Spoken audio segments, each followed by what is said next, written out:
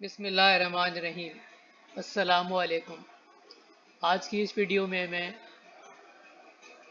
अल्लामा Iqbal open university के course code 837 education research spring 2020-2022 के student से मुखातिब हूँ। और आज की इस वीडियो में हमारा जो मौजू है वो बिलखुसूस असाइनमेंट नंबर 1 है। तो आज की इस वीडियो में हम एजुकेशन रिसर्च 837 कोर्स के जो फर्स्ट असाइनमेंट है उसको सॉल्व करने के हवाले से बात करेंगे। और इस वीडियो में मैं आपके सामने कुछ ऐसे सलूशन आपको बताऊंगा, मुमकिन सलूशन आपको बताऊंगा कि उनकी मदद से आप अपने असाइनमेंट को तैयार कर सकते हैं। ठीक है, तो ये असाइनमेंट आपका पूरे के पूरा हल किया हुआ असाइनमेंट मैं आपको नहीं बता रहा हूँ, बल्कि मैं आपको इस तरह से फैसिलिटेट करूँगा, आपको इस तरह से हेल्प करूँगा कि आप अपना असाइनमेंट खुद बनाने के काबिल हो जाएंगे। मैं सिर्फ और सिर्फ चंद आपको रिसोर्सेज बता दूँगा। उन रिसोर्सेज की मदद से आपने अपने असाइनमेंट को खुद तैयार करना है। तो हर स्टूडेंट अपना असाइनमेंट खुद बनाएगा और हर स्टूडेंट का असाइनमेंट दूसरे असाइनमेंट से इस तरह से मुख्तलिफ होगा। तो इसको कोई कॉपी पेस्ट वाला काम नहीं है। ठीक है, इसके अंदर खुद आपके अंदर एक स्किल डेवलप होगी और आप इस काबिल हो जाएंगे कि अपना असाइनमेंट आप अच्छे अंदाज में बना सकेंगे, सिर्फ और सिर्फ थोड़ी सी गाइडलाइन से। तो आइए चलते हैं आपके असाइनमेंट की तरफ। ठीक है, ये आपका फर्स्ट असाइनमेंट के ऊपर आपने देखा होगा कि एक आपको ये थोड़ा सा उसका असाइनमेंट का तारुफ कह लीजिए और इस पर कुछ आपको इंस्ट्रक्शंस दी गई हैं। अच्छा, इसमें एक जो यहाँ पर वार्निंग दी गई है कि इस वार्निंग को ज़रूर पढ़ लीजिएगा। ये प्लेजरिज्म के हवाले से वार्निंग दी गई है, तो इस वार्निंग को पढ़ लीजिए, इसको अंडरस्टैंड कर लीजिए कि किसी भी सूरत आप अगर असाइनमेंट किसी और से बनवाते हैं, किसी और का बनाया हुआ असाइनमेंट आप सबमिट करते हैं, किसी से लिखवाते हैं, परचेज़ करते हैं, तो इस तरह का जो असाइनमेंट है वो किसी भी सूरत में काबिल कबूल नहीं है। तो इस चीज़ को ज़रूर ख्याल कीजिएगा। ठीक, अब मैं कुछ और बातें आपसे करता हूँ कि आपके असाइनमेंट की एक्सेप्टेंस के लिए और क्या क्या चीज़ें ज़रूरी हैं इसके अलावा। तो देखिए, आपका असाइनमेंट जो है वो टाइप फॉर्म के अंदर होगा। ठीक है, मतलब आपका हाथ से लिखा हुआ असाइनमेंट एक्सेप्टेबल नहीं है, आपको असाइनमेंट टाइप करना होगा। इंग्लिश में भी हो सकता है और उर्दू में भी हो सकता है, इसमें कोई फ़र्क नहीं पड़ता कि आप उर्दू में बनाएं या इंग्लिश में बनाएं, आपकी मर्ज़ी। आप इंग्लिश में भी बना सकते हैं, उर्दू में भी बना सकते हैं। अगर उर्दू टाइपिंग आपके लिए मुमकिन नहीं है तो अल्लामा इकबाल ओपन यूनिवर्सिटी आपको ये अलाउ करती है कि आप अपना असाइनमेंट हाथ से लिख लें और फिर उसको स्कैन कर लें किसी भी सॉफ्टवेयर के ज़रिए, और फिर उसके बाद उसको आपने स्कैन करने के बाद पीडीएफ में उसको कन्वर्ट करना है और पीडीएफ में कन्वर्ट करके फिर आप एलएमएस पे सबमिट करेंगे। ठीक है, तो दूसरी बात आपको ये समझ में आ गई होगी कि जो आपको असाइनमेंट है वो शॉर्ट फॉर्म में सबमिट करना है, लिखा हुआ असाइनमेंट एक्सेप्टेबल नहीं है। ठीक है, हाथ के लिखे हुए असाइनमेंट जिस तरह से कि असाइनमेंट बनाते हैं, टीचर को बाई पोस्ट भेजते हैं जैसे पहले होता था, या अगर आपने पहले कोई कोर्स किया होगा पोस्ट ग्रेजुएट लेवल से पहले, ठीक है, बीए लेवल तक के जो कोर्सेज हैं तो उसमें इस तरीके कार को फॉलो किया जाता है। लेकिन पोस्ट ग्रेजुएट स्टूडेंट्स को जो है वो असाइनमेंट एलएमएस के ऊपर शॉर्ट फॉर्म में सबमिट करना होता है, किसी और फॉर्म में एक्सेप्टेबल नहीं है। अच्छा, शॉर्ट फॉर्म से ये भी समझ लें कि सिर्फ और सिर्फ एलएमएस के ऊपर एक्सेप्टेबल होगा। अगर किसी और तरीके से किसी और ज़रिए को आप इस्तेमाल करना चाहेंगे तो वो काबिल कबूल नहीं है। मिसाल के तौर पर व्हाट्सएप आप कर दें अपने ट्विटर को तो वो एक्सेप्टेबल नहीं है। एलएमएस के ऊपर आपके रिकॉर्ड का हिस्सा बनता है, एलएमएस के ऊपर ही आपको अपना असाइनमेंट सबमिट करना है, वहीं टीचर असेस करेगा और वहीं आपको कमेंट्स दे सकता है और वहीं वो मार्क्स दे सकता है। और अगर आपके असाइनमेंट में कुछ कमी पेशी हो तो वो आपको रिव्यू के लिए भी कह सकता है, और अगर आपको उसको ये महसूस हो कि यह असाइनमेंट कॉपीड है तो वो उसको आपको रिवर्ट भी कर सकता है, वापस रिटर्न भी कर देगा, आपको दोबारा असाइनमेंट बनाना पड़ेगा। दूसरा, ये आखिरी में ये बात समझ लीजिए कि जो असाइनमेंट है इसमें जो नंबर 7 सेक्शन लिखी हुई है बहुत क्लियरली उसको समझ लीजिए कि आपको असाइनमेंट आपको जो आपकी लास्ट डेट दी गई है, ठीक है, उससे पहले पहले सबमिट करें। लास्ट डेट का इंतज़ार ना करें, बिफोर लास्ट डेट अपना असाइनमेंट सबमिट कर दें। बहुत से लोग लास्ट डेट का इंतज़ार कर रहे होते हैं, लास्ट डेट पर जब असाइनमेंट सबमिट करते हैं तो सर्वर पर बहुत लोड होने की वजह से फिर क्या होता है, जब बहुत से लोग काम कर रहे होते हैं तो एलएमएस के ऊपर या सॉफ्टवेयर के अंदर या आपके पास भी प्रॉब्लम हो सकता है, इंटरनेट के ऊपर की प्रॉब्लम हो सकता है, तो आप सबमिट करने से रह जाएंगे। फिर एलएमएस के ऊपर जो है एलएमएस असाइनमेंट आपके एक्सेप्ट नहीं करता, ये समझ लें कि वहाँ से इसका स्विच ऑफ हो जाता है। तो आप अगर सबमिट करना चाहेंगे तो सबमिट नहीं हो सकेगा। आपका ट्विटर भी जो असाइनमेंट है वो आपका एक्सेप्ट नहीं कर सकता, वो भी आपको कोई फेवर नहीं दे सकेगा, क्योंकि व्हाट्सएप के ऊपर या ईमेल के ज़रिए भी असाइनमेंट एक्सेप्टेबल नहीं है। तो अगर आपका असाइनमेंट ब्लैंक हो तो ट्यूटर वहाँ पर नंबर नहीं दे सकता।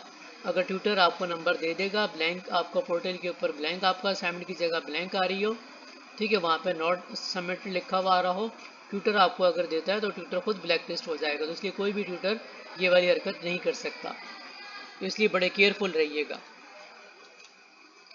ठीक है, ये आपका असाइनमेंट है, फर्स्ट असाइनमेंट। इससे पिछली वीडियो में आपको याद होगा कि मैंने आपको तरीक़ेकार बताया था कि हम क्या करते हैं, कीवर्ड्स की मदद से अगर सर्चिंग करनी होती है, बुक में से सर्चिंग करनी हो या अगर आपको नेट पे सर्चिंग करनी हो, तो इन कीवर्ड्स की मदद से आप सर्चिंग कर सकते हैं। वो कीवर्ड को यहाँ पर हाईलाइट मैंने कर दिए, फॉर एग्जाम्पल। ठीक है, ये आपके असाइनमेंट के पहले वो 5 के 5 क्वेश्चन है पहले असाइनमेंट के। अच्छा, इससे पहले एक और वीडियो मैंने बनाई थी उसमें, जिसमें मैंने असाइनमेंट के हवाले से सिर्फ 2 उर्दू की किताबों का मैंने तस्करा किया था। 2 उर्दू की किताबें मैंने बताई थी कि ये नेट पर अवेलेबल हैं, आपको किताबें मिल जाएंगी, और उन किताबों की मदद से जो लोग उर्दू में अपना असाइनमेंट बनाना चाह रहे हैं वो उन किताबों से अपना असाइनमेंट बना लें। उसके साथ साथ मैंने ये भी बताया था कि अगर आप उर्दू में असाइनमेंट बना रहे हैं, नेट से मटेरियल आप कोई सर्च करते हैं, ढूंढते हैं, उसको उर्दू में कन्वर्ट करना चाहते हैं, तो गूगल के ज़रिए आप गूगल ट्रांसलेट के ज़रिए उसको उर्दू में कन्वर्ट भी करके अपने असाइनमेंट का हिस्सा बना सकते हैं। तो किताब से भी असाइनमेंट बनाइए, उसके साथ साथ नेट से भी बनाइए। किताब से आपको बुनियादी कॉन्सेप्ट्स मिल जाते हैं, और अपने उस मटेरियल को, उस कॉन्सेप्ट को अगर आपने मज़ीद उसको समझना है, बेहतर अंदाज में उसको समझना है, उसकी बेहतर अंडरस्टैंडिंग चाहते हैं, या अपने असाइनमेंट के मटेरियल को आप एक्सटेंड करना चाहते हैं, अपनी नॉलेज को एक्सटेंड करना चाहते हैं, अपडेट करना चाहते हैं, अपने कंटेंट को इंक्रीज करना चाहते हैं, तो आपको फिर नेट के ऊपर ज़रूर जाना चाहिए। तो नेट से ही आप इस्तेफादा कर सकते हैं। तो अगर जिन लोग उर्दू में बना रहे हैं तो वो पिछली वीडियो देख लें, तो उनको काफ़ी बातें समझ में आ जाएंगी।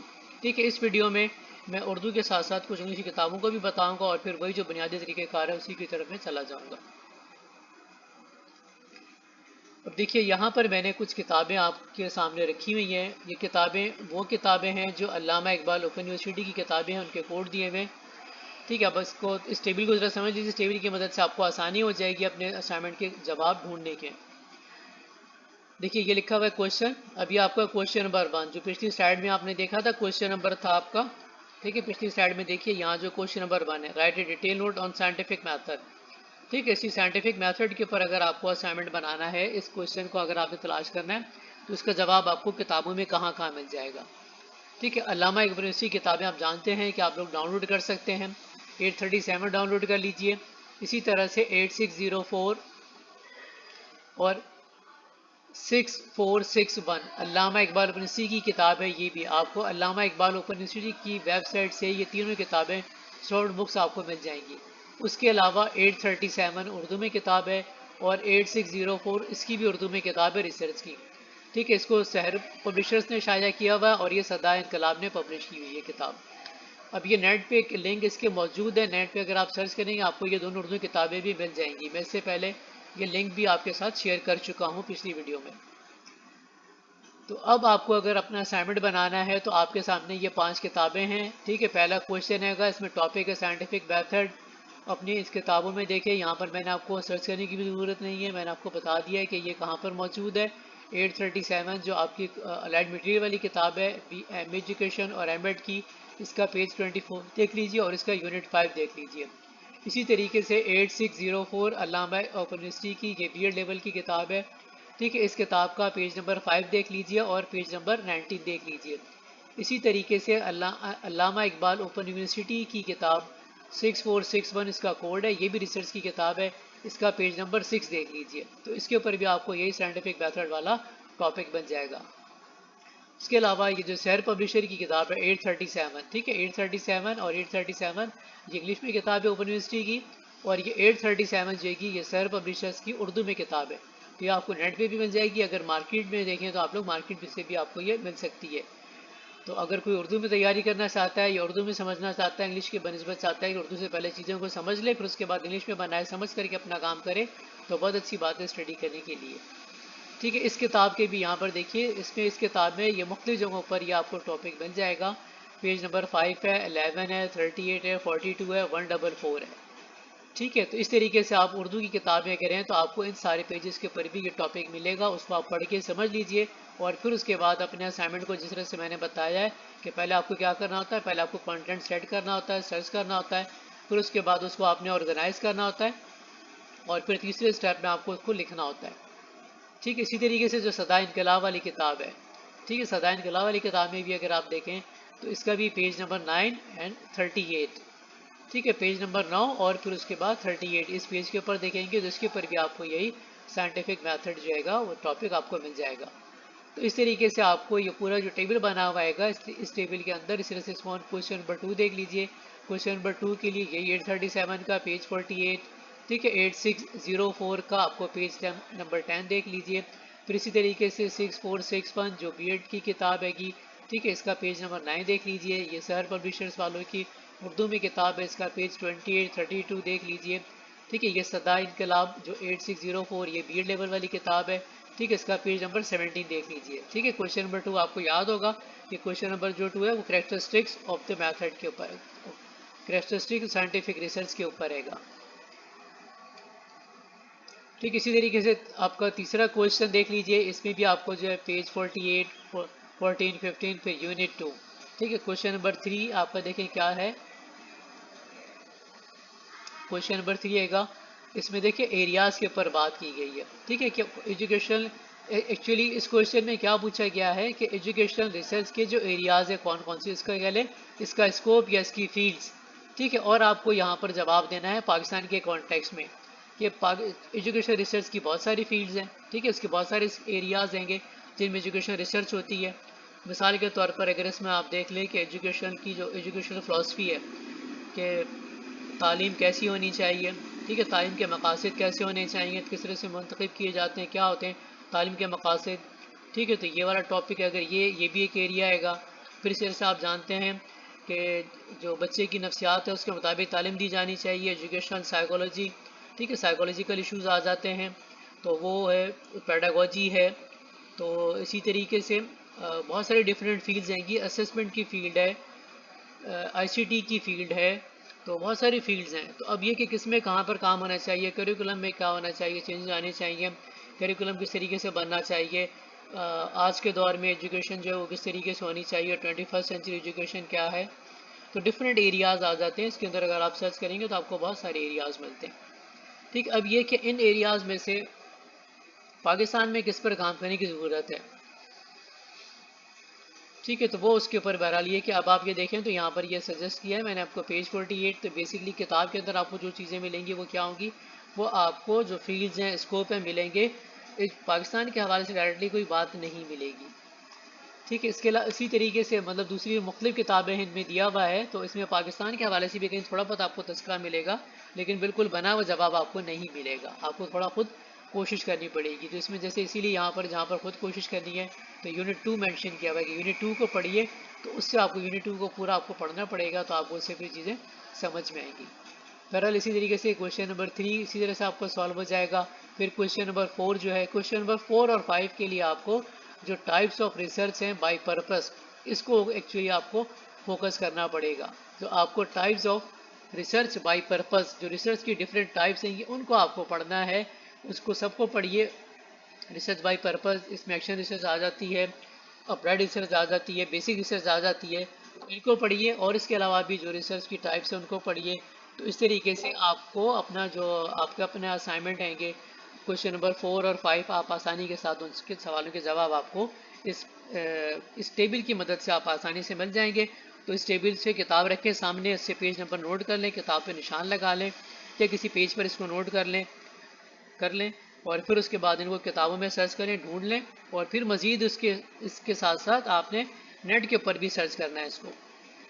ठीक है, तो यहाँ देखें बुक्स की बात मैंने कर ली है। ठीक है, वेब सर्च की मैं बात कर रहा हूँ कि टेक्स्ट बुक, पेपर बुक और ई बुक पहले मैं बता चुका हूँ कि क्या मुराद है। पेपर बुक से मुराद ये कि पब्लिश बुक हैं, जो किताबें मिल रही होती हैं हमारी, ठीक है, वो किताबें। और ई बुक्स जिस तरह की आप शॉर्ट बुक इस्तेमाल कर रहे हैं, तो ज़रूरी नहीं है कि ये जो किताबें मैंने आपको कुछ सजेस्ट की हैं आप इन्हीं पर अपने आप को महफूज रखें, आप इससे ज़्यादा किताबें भी इस्तेमाल कर सकते हैं। ठीक है, बुक्स के अलावा देखिए मैंने आपको बताया था, अगर याद होगा आप लोगों ने पिछली वीडियो देखी होगी, तो विकीपीडिया के ऊपर आप सर्च करें, आपको ये टॉपिक विकीपीडिया पे मिलेंगे। ठीक है, गूगल में सर्च करें, जनरल सर्च गूगल में कर लें, आपको गूगल पे मिलना शुरू हो जाएंगे, आइडियाज़ मिलेंगे आपको वहाँ से। ठीक है, यूट्यूब के ऊपर क्लिप्स देखें, अपने टॉपिक सर्च करें कीवर्ड्स की मदद से यूट्यूब के ऊपर, वहाँ से भी आपको क्लिप्स मिलेंगी, उनको देखें, लेक्चर्स भी मिल जाते हैं। ठीक है, इन्फोग्राफिक्स, जैसे आपका फर्स्ट क्वेश्चन है उस पर आपको इन्फोग्राफिक्स मिल जाएंगी। ठीक है, कुछ टॉपिक्स ऐसे होते हैं जिसको इन्फोग्राफिक्स आपको मिलते हैं, जब आप गूगल में सर्च करते हैं तो आप वहीं पर ही वेब के साथ साथ इमेजेस सर्च करके देख लें तो आपको बने बनाए फ्लो चार्ट्स भी मिल जाते हैं, इमेजेस मिल जाएंगे। इन्फोग्राफिक्स उनको हम कहते हैं टेक्निकल ज़बान में, तो वो बड़े अच्छे होते हैं, उनसे आपको अपने असाइनमेंट की प्रेजेंटेशन को आप अच्छा बना सकते हैं। तो इन्फोग्राफिक्स भी सर्च कीजिए, उसको भी अपने असाइनमेंट का हिस्सा बनाइए। पावर पॉइंट, पीपीटी, जब आप सर्च कर रहे हो, साइंटिफिक मेथड सर्च कर रहे हैं, characteristics of research, scientific research search कर रहे हैं, उसके साथ पीपीटी का इजाफा कर लीजिए। पीपीटी भी लिख दें सर्चिंग के वर्ड के अंदर, सर्चिंग कीवर्ड्स के साथ, तो उससे आपको पावर पॉइंट की प्रेजेंटेशंस मिल जाएंगी। और वो मैंने पहले आपको बताया है किस तरीके से आप उससे मदद ले सकते हैं। इसी तरीके से आपको पीडीएफ के अंदर करें तो पीडीएफ फाइलें भी आपको मिल जाती हैं, पीडीएफ सर्च भी सर्च करें जैसे पीपीटी का बताया है। ठीक है, गूगल स्कॉलर में भी कोई स्पेसिफिक टॉपिक अगर आपको सर्च करना हो तो वहाँ पर भी सर्च करके देखें, लेकिन गूगल स्कॉलर्स में आपको जो आर्टिकल्स मिलेंगे वो रिसर्च आर्टिकल्स होंगे जो कि रिसर्च जर्नल्स में पब्लिश हुए हैं। ठीक है, तो वो आपको असाइनमेंट बनाने में इतने फौरी तौर पर हेल्प नहीं करेंगे। हाँ, उसमें लिटरेचर रिव्यू वगैरह दिया होता है, उसको अगर आप पढ़ेंगे तो आपको आपके टॉपिक का जो कंटेंट है उसको आप इनरिच ज़रूर कर सकते हैं और उसको बेहतर अंदाज में अंडरस्टैंड भी कर सकते हैं। तो इस तरीके से आप अपना असाइनमेंट बनाने के लिए इन थोड़ी सी जद्दोजहद आपको मेहनत करनी होगी।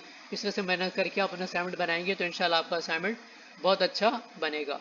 उम्मीद है कि आपको ये वीडियो पसंद आएगी और आपके लिए काफ़ी हेल्पफुल साबित होगी।